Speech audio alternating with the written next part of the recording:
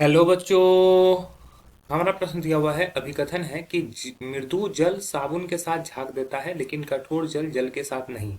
दूसरा है, कठोर जल साबुन के साथ क्रिया करके अघुलनशील लवण बनाता है जो मैल बनाता है, ना कि झाग।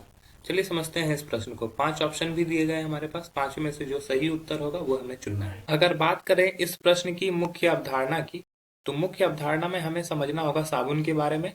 ठीक है, साबुन साबुन क्या होता है? साबुन एक तरह का उच्च उच्च कार्बन वाले सोडियम एसिटेट है।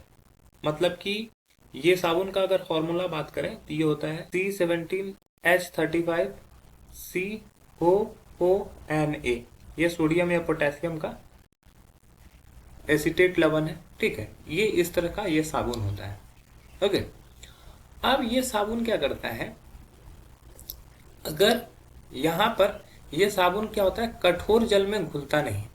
कठोर जल में अघुलनशील होता है। अघुलनशील होता है, इसका कारण क्या होता है? तो कठोर जल में क्या होता है कि अशुद्धि रहती है। ठीक है, अशुद्धि के रूप में कैल्शियम आयन रहता है और मैग्नीशियम आयन रहता है। ठीक है, ये क्या होता है, कठोर जल में उपस्थित होता है। कैल्शियम आयन के बाइकार्बोनेट या मैग्नीशियम आयन के बाइकार्बोनेट जब उपस्थित रहते हैं, कहाँ पर? कठोर जल में। ठीक है, तो कठोर जल में ये जब उपस्थित होते हैं तो इसी वजह से साबुन इसमें विलय नहीं होता। क्यों? क्योंकि साबुन क्या करता है, इसके साथ रिएक्ट करना शुरू कर देता है। मतलब कि अगर सपोज कर लो कि ये हमारा साबुन है C17H35COONA। ठीक है, ये रिएक्ट करेगा तो यहां पर जब ये कैल्शियम आयन इससे रिएक्शन करता है तो कैल्शियम आयन इससे रिएक्ट करके C17H35C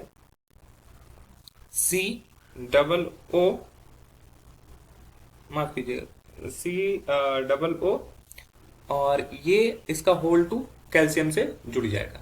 ठीक है, इसका होल टू कैल्शियम से जुड़ जाएगा और यहाँ से सोडियम को क्या कर देगा, रिप्लेस कर देगा। ये कुछ इस प्रकार से। या फिर यहाँ पर ये जब मैग्नीशियम रहता है, मैग्नीशियम आयन रहता है, तो मैग्नीशियम आयन भी सेम काम करता है। ये सोडियम है, ये Mg2+ है, ये रिएक्शन होगा, ये कर लेगा C17H35COO होल टू Mg। ठीक है, और यहाँ से सोडियम क्या कर लेगा, हट जाएगा। तो ये जो होता है ये अघुलनशील पदार्थ होता है। अघुलनशील अघुलनशील पदार्थ।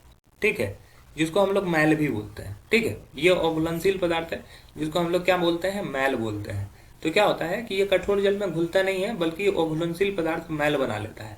ठीक है, तो अब पहला स्टेटमेंट क्या हुआ है, मृदु जल साबुन के साथ झाग उत्पन्न करता है। झाग इसलिए उत्पन्न करता है कि वो उसमें पूरी तरह से घुल जाता है और झाग देता है, लेकिन कठोर जल के साथ क्रिया नहीं करता। कठोर जल के साथ इसलिए नहीं क्रिया करता है, कठोर जल में अशुद्धि के रूप में क्या रहता है, अशुद्धि के रूप में कैल्शियम आयन और मैग्नीशियम आयन रहते हैं। तो ये स्टेटमेंट बिल्कुल सही है।